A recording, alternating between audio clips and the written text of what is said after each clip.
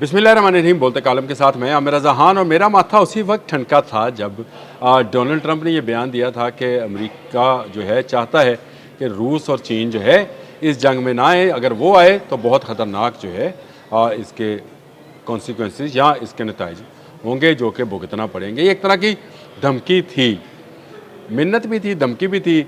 इस धमकी के फौरी बाद डोनाल्ड ट्रंप ने एक नया यू टर्न लिया था और ये साथ ही कहा कि उसकी तो शी जिन से भी बात हुई थी पिछले माह जब वो गए थे। शी जिन से बात हुई और उन्होंने कहा कि वो ईरान को कोई असला नहीं देंगे। उसके बाद उन्होंने पुतिन का नाम लिया कि मेरी पुतिन से भी बात हुई थी। फिर उसके बाद उन्होंने जिक्र किया एक ऐसी बात का कि जिस पर हंसा जा सकता है। कल भी मैंने ये बात की थी, आज दोबारा कर रहा हूँ। उन्होंने ये बात कही कि मैंने तो नेटो को असला दिया था, नेटो आगे किसको दे रहा है? अगर वो यूक्रेन को दे रहा है तो हमें इसका कुछ पता नहीं है, हमने तो नेटो के लिए असला बनाया था। तो जो यूक्रेन इस्तेमाल कर रहा है किसके ख़िलाफ़? रशिया के ख़िलाफ़। तो अब रशिया भी किसी और वजह से जो है वो असला दे सकता है। लेकिन सबसे बड़ी खबर जो है वो ये है, इरना ने दी है जी, इस्लामिक रिपब्लिक न्यूज़ एजेंसी इरना ने जारी की है, जिसमें चीन के वज़ीर ख़ारजा जो हैं वांग जी ने जो फ़ॉरेन मिनिस्टर हैं अब्बास अराग़ची उनके साथ मुलाकात की है। ये एक आसियान कॉन्फ्रेंस थी जिसमें ये मुलाकात हुई और उन्होंने कहा कि ईरान की खुद मुख्तारी जो है उसके तहफ़्फ़ुज़ के लिए वो उसके साथ, यानी उसकी सॉवरेनिटी के लिए वो उसके साथ खड़े हैं और वो अपनी सपोर्ट जो है जारी रखेंगे, सेफ गार्डिंग द सॉवरेनिटी, यानी उसकी खुद मुख्तारी के लिए। तो इसका मतलब ये है कि वो साथ खड़े हैं। चाइना जो है धमकी से जो है वो पीछे नहीं हटा है। इससे पहले भी बहुत सारी रिपोर्ट्स जो हैं इस बारे में मौजूद हैं कि इसी 2026 में भी चीन ने बहुत सारा असला जो है वो ईरान मुंतकिल किया। ऐसी रिपोर्ट्स भी आई। जब आप 40 रोज़ा जंग के बाद अमन का दौर था तो उसमें एक ख़बर आई थी, अगर आपको याद है, कि चीन की एक बंदरगाह से एक जहाज़ जो है सॉलिड फ्यूल लेकर ईरान गया था। और मैंने उस वक्त एक व्लॉग भी किया था कि सॉलिड फ्यूल क्या है और किन मिसाइल्स में इस्तेमाल होता है। ये जितना हम बार बार बैलिस्टिक मिसाइल करते हैं, ये सारे सॉलिड फ्यूल मिसाइल्स हैं। और सॉलिड फ्यूल का काम ये है, जलता कम है भगाता ज़्यादा है। यानी इससे चलने वाले जो मिसाइल हैं वो ज़्यादा तेज़ रफ्तार होते हैं, जिनसे निपटना जो है इंटरसेप्टर्स का काम नहीं रह जाता। ये मुख्तलिफ रेंज और मुख्तलिफ स्पीड के, लेट से अगर खैबर शिकन है या उनका बदर है या इस तरह के बैलिस्टिक मिसाइल, उनके बहुत सारे नाम हैं, उनमें सॉलिड फ्यूल ही इस्तेमाल होता है। और ईरान को यही एक कमी थी कि उसके पास सॉलिड फ्यूल नहीं था।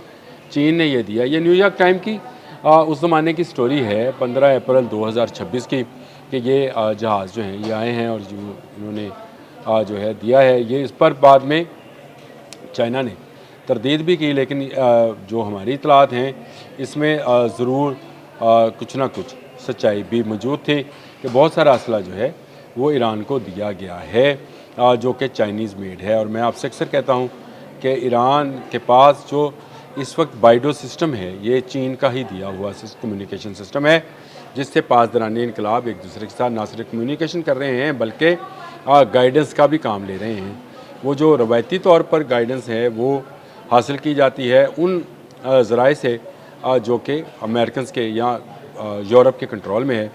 चाइना इससे ज़रा हटकर एक सिस्टम रखता है, तो उस सिस्टम को ना अभी तक हैक किया जा सका है, ना ब्रेक किया जा सका है। और अब चाइना जो है ये सिस्टम का इस्तेमाल ईरान में बड़े अच्छे तरीके से कर रहा है। ये वांग जी की तरफ से जो हाथ मिलाया गया है अब्बास अराग़ची के साथ, ये एक बड़ी ख़बर है। इससे भी ज़्यादा बड़ी ख़बर अगर आप कहते हैं कोई है तो वो ये है कि मैं आज देख रहा था तो एक जो MSN का न्यूज़ रूम है, उन्होंने ये बताया कि इस जंग में सबसे बड़ा फ़ायदा जो है वो चीन को ही हुआ है। एक स्टोरी है, उन्होंने कहा only the Chinese won the war. Iran ना जीता, ना अमेरिका जीता, चाइना ये जंग जीत रहा है और बड़े अच्छे तरीके से जीत रहा है। इससे पहले जो रिपोर्ट्स आती रही हैं उनमें चाइना ने अभी तक कौन सा असला दिया है, ये भी इसकी तफसील भी सुन लें कि सरफेस टू एयर मिसाइल्स हैं, ये सैम कहलाता है जी। ये भी सिस्टम उन्होंने जो है ईरान को दे रखा है। इसके अलावा man portable air defence system कंधे पर रख कर जहाज़ों और हेलीकॉप्टर्स को निशाना बनाने का सिस्टम, जिसको कहा जाता है ये man portable air defence system, ये देख रखा है। एंटी शिप क्रूज़ मिसाइल जो हैं जितने क्रूज़ मिसाइल अब चलते हुए देखते हैं और जिसका ज़िक्र डोनाल्ड ट्रंप ने अपनी एक तकरीर में भी किया था कि उनके ब्यूटीफुल आर्मीडा अब्राहम लिंकन की तरफ जो है 1100 के करीब जो है मिसाइल, शायद 1100 ही उन्होंने कहा था कि मिसाइल जो हैं वो आ रहे थे, तो उनके लिए वो रात बड़ी परेशानी की रात थी। पर रातें तो अभी परेशानी की आनी है, अभी तो कम है। ये एंटी क्रूज़ मिसाइल हैं। फिर सॉलिड फ्यूल मिसाइल्स प्रोक्योर्स हैं, ये वही वो जो इसका जिक्र मैंने आपसे किया था कि सॉलिड फ्यूल जो है ये भी, ताकि ज़्यादा से ज़्यादा मिसाइल बनाए जा सकें। और अब आपको ईरान के मुख्तलिफ लीडरान के वो बयानात भी सामने याद आते होंगे जब वो कह रहे थे कि इस जंग बंदी के दौरान भी उन्होंने अपनी जो अस्करी सलाहियतें हैं उनको इजाफ़ा किया है, उनको कम नहीं किया है।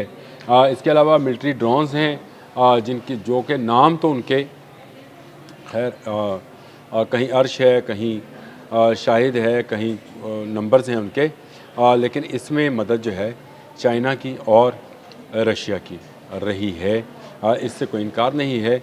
इस वक्त भी जो न्यूक्लियर टेक्नोलॉजी है ईरान के अंदर, उसको रशियन साइंटिस्ट ही देखते हैं। और इसके अलावा जो उनकी एरोनॉटिकल है या मिसाइल सिस्टम्स हैं, उनको थ्रू जनूबी कोरिया जो है चीन ही देख रहा है। लेकिन अब चीन को जब थ्रेट किया गया है तो चीन ने खुलकर सामने आ जाना है। याद रखिएगा, ये जंग उसी सूरत में बढ़ेगी जब चीन और रशिया इसमें कूदेंगे, अमेरिका तभी भागेगा। और आने वाले दिनों में आप ये ऐसी खबरें सुनेंगे जिस तरह से चीन ने अब्बास अराग़ची के साथ हाथ मिलाकर एक होने का और सॉवरेनिटी के दिफा के लिए मिलकर काम करने की बात की है। इससे नज़र आता है कि चीन पीछे हटने वाला अब नहीं है। ये ईरान उसका फ्यूल पॉइंट है जहाँ से वो अपना फ्यूल हासिल करता रहा है सस्ते दामों, और उसके बदले में उनको टेक्नोलॉजी और वेपन्स देता रहा है। अब भी वो चाहता है कि ईरान का जो फ्यूल है उसको वो इस्तेमाल करे। इसके साथ साथ मिडल ईस्ट में भी अपने कदम आहिस्ता आहिस्ता चीन जमाता चला जा रहा है। मैंने आपसे कहा था कि चीन आने वाले वक्त में मिडल ईस्ट की सबसे बड़ी, आपने हरमज़ की सबसे बड़ी क़ुव्वत होगी। ना यहाँ ईरान का डंडा चलना है, ना अमेरिका का डंडा चलेगा, यहाँ पर चीन का। और चीन इसके लिए भरपूर तैयारी के साथ जो है मैदान अमल में है। वो आहिस्ता आहिस्ता काम कर रहा है खामोशी के साथ। शी जिन का मैंने आपको कल भी बताया था कि शी जिन जो है खामोशी के साथ काम करने वाला बंदा है, खप नहीं डालता, थ्रेटन नहीं करता, वो अपने बयानात से हिजान हेजी पैदा नहीं करता, लेकिन अपना काम खामोशी से करता चला जा रहा है। उनको नज़र आता है, रूस को भी चीन को भी, कि एक वाहिद रास्ता ईरान ही है जिसके ज़रिए वो अमेरिका की ना सिर्फ क़ुव्वत को ख़त्म कर सकते हैं बल्कि उसकी आलमी सतह पर सुप्रीमेसी जो है उसको भी नीचा दिखा सकते हैं। चीन का मकसद तिजारत करना है, वो मिडल ईस्ट की तिजारत और ईरान की तेल को जो है वो अपनी लाइफलाइन समझता है, इस पर वो हासिल करना चाहता है। रूस यूक्रेन में के हाथों जितनी उसको मार पड़ी, अभी मेरे एक दोस्त बता रहे थे कि रोज़ाना की बुनियाद पर जो है अरबों करोड़ों डॉलर जो है नुकसान हो रहा है रशिया का, उसका वो जो है ज़िम्मेदार अमेरिका को समझता है।